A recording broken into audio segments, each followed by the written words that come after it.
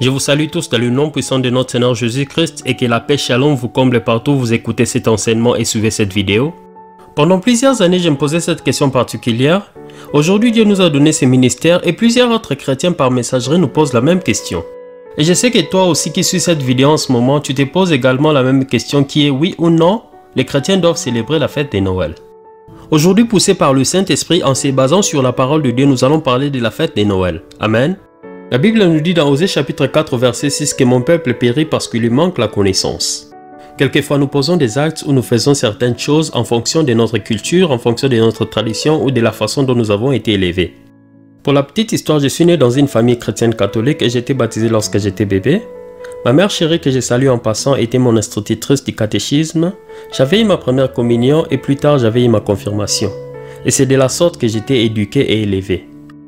Dès mon jeune âge, nous étions accoutumés à célébrer Noël en famille, décorer la maison avec des guirlandes, des jeux de lumière, un sapin, en attendant Père Noël qui était habillé en costume rouge avec une longue barbe blanche qui venait nous remettre nos cadeaux. Tout était bien merveilleux, c'était beau. Et c'était notre culture ou notre tradition selon l'Église catholique de célébrer la Noël chaque année. Et je sais qu'en disant cela, certains d'entre vous se retrouvent parce qu'ils ont eu à faire cela et peut-être plus que ça. Mais c'était et c'est une façon de célébrer la Noël dépendant des moyens d'une famille à une autre. Amen. Mais en 2006, j'avais voyagé à l'étranger et étant pour la première fois loin de mes parents, j'étais obligé de grandir et de devenir responsable de ma vie. Et cela m'avait rapproché de Dieu. Et plus je me rapprochais de Dieu en étudiant sa parole, plus il me révélait des révélations cachées de la Bible. Mais pendant tout ce temps, je m'entêtais, je ne voulais pas me faire baptiser à nouveau parce que je me disais que j'étais déjà baptisé lorsque j'étais bébé. Mais en 2014, après que Dieu m'avait parlé personnellement, j'avais pris la décision de donner totalement ma vie à Jésus et de me faire baptiser par immersion. Je vous raconte tout ceci pour que vous compreniez que quand nous grandissons avec certaines pratiques ou habitudes, ou certaines choses que nous faisons selon la culture ou la tradition, c'est pas facile de s'en débarrasser. Mais la Bible nous dit que vous connaîtrez la vérité et la vérité vous affranchira. Amen. Bien-aimés, étant chrétiens, nous devons toujours baser nos actes, pensées, actions et réactions et tout ce que nous faisons sur la parole de Dieu. C'est-à-dire lorsque nous disons ou faisons certaines choses, nous devons nous demander ce que la Bible pense de cela. Car lorsque nous donnons notre vie à Jésus, nous ne nous appartenons plus, mais nous appartenons à Jésus et c'est lui qui nous dirige. Jésus n'est pas une religion mais plutôt une relation et il vit dans nos cœurs. Il nous accompagne dans tout et sur tout ce que nous faisons. Alors nous sommes appelés à l'inclure dans tout ce que nous faisons, quelles que soient dans les décisions les plus petites de nos vies de chaque jour, ou à l'école, ou au marché, ou au travail là où tu vas. Que ce soit dans ton mariage ou dans tes affaires, bien-aimé, donne-lui toujours la première place. Amen. Ok, revenons au vif de notre sujet. Après avoir fait des petites recherches sur la fête la plus populaire que nous célébrons aujourd'hui, voici ce que j'ai trouvé. Tout d'abord, de Genèse à Apocalypse, Noël n'existait pas. J'ai eu à consulter la Bible hébraïque car nous savons que l'Ancien Testament était écrit en hébreu et une partie en araméen. Et le Nouveau Testament était écrit en grec. Mais dans aucune de ces Bibles, Noël n'existe. Ni dans la version française ou anglaise, nous ne trouvons Noël. Noël n'est nulle part. Mais d'où vient cette fête de Noël et pourquoi cette date du 25 décembre? Dieu merci, aujourd'hui nous avons la technologie, l'internet, les ordinateurs et nous pouvons facilement et rapidement trouver les réponses à toutes nos questions. Selon Wikipédia, Noël est une fête d'origine romaine célébrée chaque année, majoritairement la nuit du 24 décembre et la journée du 25 décembre et pouvant avoir une signification culturelle d'abord et ou religieuse. En tant que fête chrétienne, elle commémore la naissance de Jésus de Nazareth. Mais bien aimés, suivez ceci attentivement. Avant la christianisation de l'Occident, l'empereur romain Aurélien en 274 avait fixé la fête culturelle appelée Deis Natalis Solis Invictus, qui est en latin signifiant tout simplement le jour de la naissance du soleil invaincu. Aurélien choisit ainsi une date du solstice d'hiver qui est en effet la date que les jours se rallongent, en d'autres termes les jours deviennent plus longs que les nuits. Raison pour laquelle on parle de la naissance du soleil invaincu parce que le soleil prend le dessus sur la lune. Bien aimé, la date du 27 décembre était une date très importante dans l'Empire romain, car il fêtait et rendait un culte au soleil qui avait vaincu les ténèbres. À Rome particulièrement, on adorait une pierre noire et il y avait aussi des cultes des morts, la prostitution sacrée et l'adoration des idoles. Mais bien aimé, c'est pas tout sur cette date du 25 décembre. Ce même jour correspondait aussi à la naissance de la divinité solaire Mitra de la mythologie d'Apollon. Mais qui est Mitra? Mitra ou Mithras est originellement un dieu indo-iranien, fils d'Anaïta. Son culte connaît un important développement dans la Rome antique au 2e et 3e siècle de notre ère. Alors l'empereur Aurélien unifia les adeptes de Solis Invictus et ceux du culte de la divinité solaire Mitra pour fêter les festivités traditionnelles romaines le même jour. Ne connaissant pas la date exacte de la naissance de Jésus de Nazareth, il se décide d'ajouter cette fête à des autres fêtes en se disant que le petit Jésus est aussi le Christ Soleil. C'est comme qui dirait alors fêtons le Soleil et le Christ en un même élan d'enthousiasme. La première mention d'une célébration chrétienne à la date du 25 décembre a lieu à Rome en 336. Le christianisme devient ainsi à son tour un des cultes et religions de l'Empire romain, célébrant une festivité traditionnelle romaine, car l'empereur voulait en effet unifier religieusement l'Empire. Bien aimé, le 25 décembre était un grand jour connu pour l'adoration des idoles, manger, boire et se divertir. Mais savez-vous que nous avons le même scénario dans la Bible et dans Exode 32? Voici ce que la Bible dit dans Exode 32 du verset 1 au verset 10. Le peuple, voyant que Moïse tardait à descendre de la montagne, s'assembla autour d'Aaron et lui dit: Allons, fais-nous un Dieu qui marche devant nous, car c'est Moïse, cet homme qui nous a fait sortir du pays d'Égypte, nous ne savons ce qu'il est devenu. Aaron leur dit: ôtez les anneaux d'or qui sont aux oreilles de vos femmes, de vos fils, de vos filles, et apportez-les-moi. Et tous ôtèrent les anneaux d'or qui étaient à leurs oreilles, et ils les apportèrent à Aaron. Celui-ci les reçut de leurs mains, façonna l'or au burin et en coula la statue d'un veau. Alors le peuple s'écria: Israël, voici tes dieux qui t'ont fait sortir d'Égypte. Lorsqu'Aaron vit cela, il bâtit un autel devant lui et il s'écria: Demain, il y aura fête en l'honneur de l'Éternel. Le lendemain, ils se levèrent de bon matin et ils offrirent des holocaustes et des sacrifices d'action de grâce. Le peuple s'assit pour manger et pour boire, puis ils se levèrent pour se divertir. Bien aimé, vous voyez comment ce scénario est similaire à ce que nous avons aujourd'hui de la fête de Noël? Le peuple croyait qu'il rendait un culte à Dieu en l'adorant et en lui offrant des holocaustes. Mais au contraire, ils s'éloignaient de lui, car ils étaient en train de commettre l'abomination en adorant des idoles. Amen. Voici la réponse de l'Éternel dans Exode 32 au verset 7. L'Éternel dit à Moïse: Va, descends, car ton peuple, que tu as fait sortir du pays d'Égypte, s'est corrompu. Ils se sont bien vite détournés de la voie que je leur avais indiquée. Ils se sont fabriqués un veau de métal fondu, ils se sont prosternés devant lui et lui ont offert des sacrifices en disant: Israël, voici tes dieux qui t'ont fait sortir d'Égypte. L'Éternel ajouta: Je constate que ce peuple est un peuple rebelle. Maintenant, laisse-moi faire. Ma colère s'enflammera contre eux et je les exterminerai. Mais je ferai de toi une grande nation. Amen. Bien aimé, c'est ce qui arrive lorsque nous décorons nos maisons avec un grand sapin, des jeux de lumière, une crèche ayant l'enfant Jésus, Marie, Joseph et tout ce que nous voulons y mettre. Dieu n'est pas content, bien aimé. Voici ce que la Bible dit dans Exode chapitre 20 du verset 1 au verset 5. Alors l'Éternel prononça toutes ces paroles en disant: Je suis l'Éternel ton Dieu qui t'a fait sortir du pays d'Égypte, de la maison de servitude. Tu n'auras pas d'autre Dieu devant ma face. Tu ne te feras point d'image taillée, ni de représentation quelconque des choses qui sont en haut dans les cieux, qui sont en bas sur la terre, et qui sont dans les eaux le plus bas que la terre. Tu ne te prosterneras point devant elles, et tu ne les serviras point, car moi, l'Éternel, ton Dieu, je suis un Dieu jaloux, qui punit l'iniquité des pères sur les enfants jusqu'à la 3e et la 4e génération de ceux qui me haïssent. Amen. Même si nous ne connaissons pas la date exacte de la naissance de notre Seigneur Jésus, mais la Bible nous parle des bergers qui étaient à l'extérieur en train de garder leurs troupeaux. Et nous savons qu'en Israël, pendant le mois de décembre, il fait très froid et il y a même la neige. Et c'est inconcevable que les bergers pouvaient rester à l'extérieur en train de garder leurs troupeaux pendant qu'il fait très froid. En d'autres termes, notre Seigneur Jésus devrait être né pendant le printemps ou l'été, mais surtout pas en hiver. Mais malheureusement, l'Empire romain, en accord avec l'Église catholique, le pape Grégoire XIII en 1582 mis en place le calendrier grégorien que nous utilisons jusqu'aujourd'hui, décida par le concile de Nicée que nous devons fêter la fête de Noël le 25 décembre. Sachant qu'en célébrant cette date du 25 décembre, nous serons en train de faire ce que Dieu considère comme l'abomination, car nous serons en train d'adorer des idoles.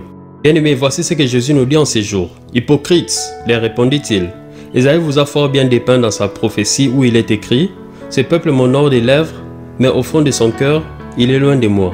Le culte qui me rend n'a aucune valeur, car les enseignements qu'il donne ne sont que des règles inventées par les hommes. Vous mettez de côté le commandement de Dieu pour observer la tradition des hommes. Puis il ajouta: Ah, vous réussissez parfaitement à mettre de côté le commandement de Dieu pour établir votre propre tradition. Marc chapitre 7 du verset 6 au verset 9. Amen.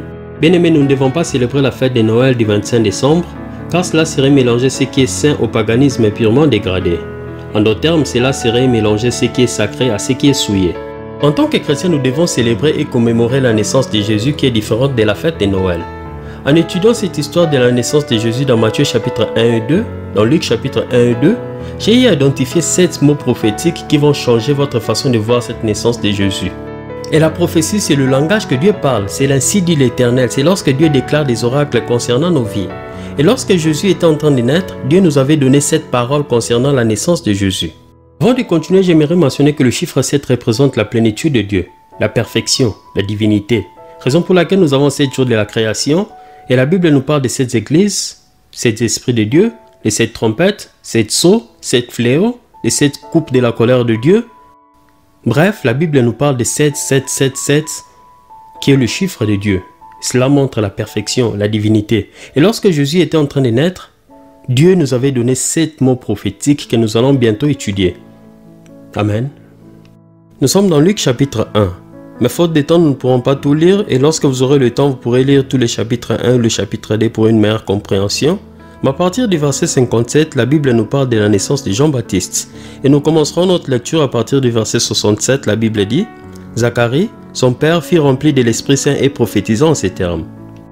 Loué soit le Seigneur, le Dieu du peuple d'Israël, car il a pris soin de son peuple et il l'a délivré. » Directement, nous sautons au verset 76. La Bible dit « Et toi, petit enfant, tu seras appelé prophète du Très-Haut, car devant le Seigneur, tu marcheras en précurseur pour préparer sa route, en faisant savoir à son peuple que Dieu lui donne le salut et qu'il pardonne ses péchés. » Amen.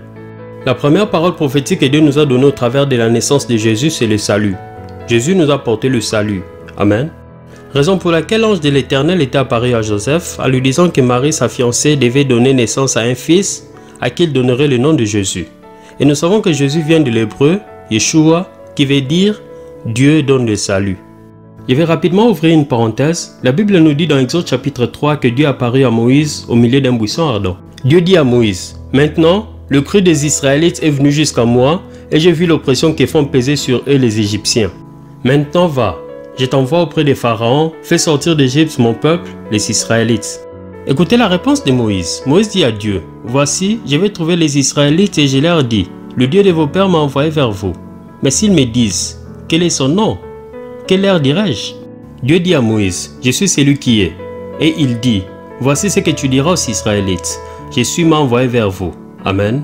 Et lorsque nous avançons dans le Nouveau Testament, dans Jean chapitre 8 au verset 58, la Bible dit, « Jésus leur dit, en vérité, je vous l'ai dit, avant qu'Abraham fût, je suis. » Les Juifs connaissant exactement ce que le je suis veut dire, voici leur réaction dans Jean chapitre 10 au verset 33. Les Juifs lui répondirent, « Ce n'est point pour une bonne œuvre que nous te lapidons, mais pour un blasphème.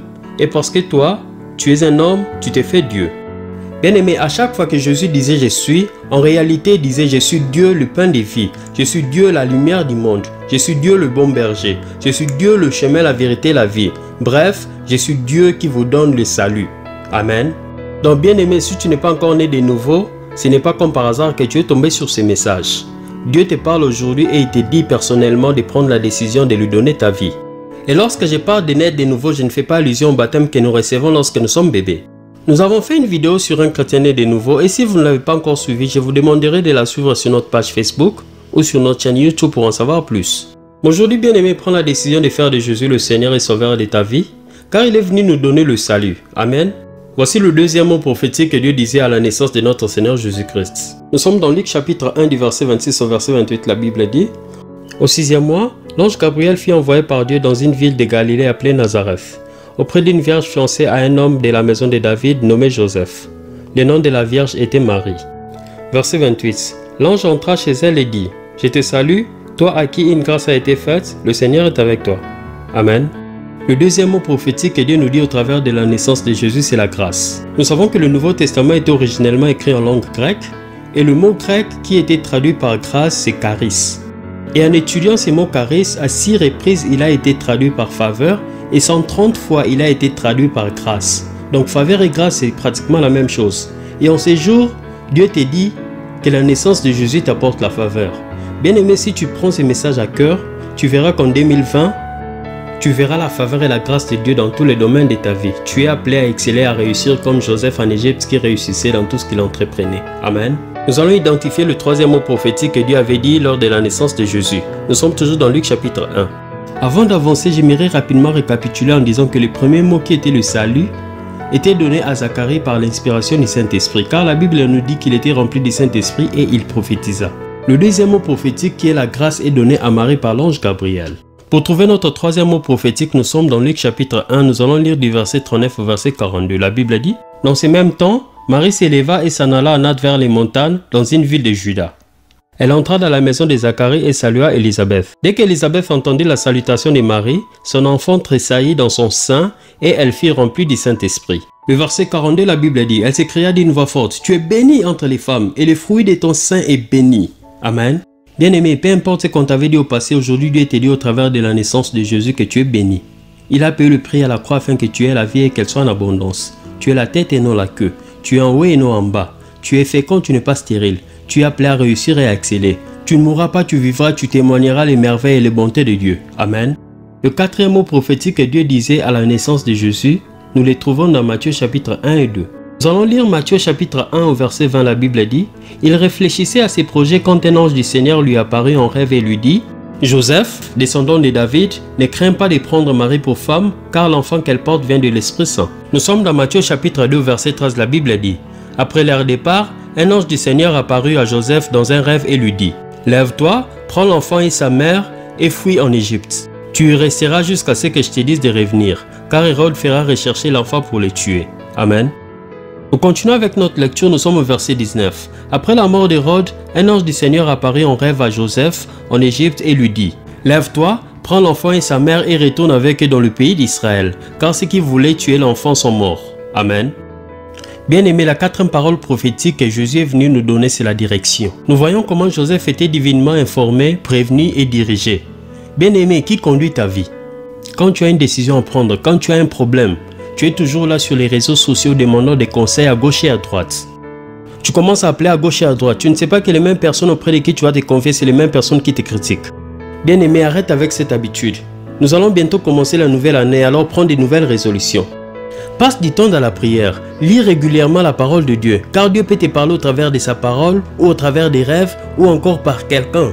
Si tu n'es pas connecté, tu ne pourras pas entendre la voix de Dieu. La Bible dit, fais de l'Éternel tes délices et il te donnera ce que ton cœur désire. Bien-aimé, fais de Jésus le GPS de ta vie, car il connaît là où tu vas, il connaît la destination finale, car il est le bon berger. Amen. La cinquième parole prophétique, nous la trouvons dans Luc chapitre 2 du verset 8 au verset 10. La Bible dit, « Dans les champs environnants, des bergers passaient la nuit pour garder leurs troupeaux. Un ange du Seigneur leur apparut et la gloire du Seigneur resplendit autour d'eux. Une grande frayeur les saisit, mais l'ange les rassura. N'ayez pas peur, je vous annonce une nouvelle qui sera pour tout le peuple le sujet d'une grande joie. » Bien-aimé, Jésus est venu nous donner la joie. Peu importe ce que tu peux traverser, peu importe les difficultés, peu importe la situation dans laquelle tu te trouves, que Jésus soit ta joie. Amen. Nous trouvons la sixième parole prophétique que Dieu avait dit à la naissance de Jésus dans Luc chapitre 2 du verset 36 au verset 38. La Bible dit, « Il y avait aussi une prophétesse, Anne, fille de Phanuel de la tribu d'Azer. Elle était très avancée en âge. Après avoir vécu 7 ans avec son mari depuis sa virginité, elle était restée veuve. Âgée de 84 ans, elle ne s'éloignait pas du temple et prenait part au culte, nuit et jour, par des jeûnes et des prières. Elle aussi survint à ce moment même, elle louait Dieu et parlait de l'enfant à tous ceux qui attendaient la rédemption de Jérusalem. » Mais c'est quoi la rédemption? La rédemption vient du mot grec apolytrosis qui veut dire action de racheter ses péchés. En d'autres termes, à cause du péché d'Adam et Ève, nous étions séparés de Dieu, mais Jésus a y payé le prix à la croix pour que nous soyons à nouveau enfants de Dieu et que nous ayons droit à la vie éternelle. Amen. Et pour finir, nous trouvons la septième parole prophétique que Dieu parlait lorsque Jésus était né dans Luc chapitre 2 du verset 25 au verset 29. La Bible dit, « Or, il y avait à Jérusalem un homme appelé Siméon. Cet homme était juste et pieux. Il attendait la consolation d'Israël et l'Esprit Saint était sur lui. Le Saint-Esprit lui avait révélé qu'il ne mourrait pas avant d'avoir vu le Messie du Seigneur. Il vint au temple poussé par l'Esprit. Et quand les parents amenèrent le petit enfant Jésus pour accomplir à son sujet ce que prescrivait la loi, il est pris dans ses bras, bénit Dieu et dit, « Maintenant Seigneur, tu peux laisser ton serviteur s'en aller en paix, conformément à ta promesse, car mes yeux ont vu ton salut. » Amen. Bien-aimé, peu importe ce que tu peux traverser, Jésus est venu nous donner la paix. Et il te dit en ces jours, je vous laisse la paix, je vous donne ma paix. Je ne vous donne pas comme le monde le donne. Que votre cœur ne se trouble point et ne s'alarme point.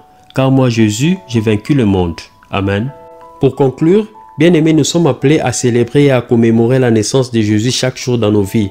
Car il nous a apporté le salut, la grâce ou la faveur, la bénédiction, la direction, la joie. Il nous a rachetés en nous accordant la rédemption et finalement, il nous a apporté la paix.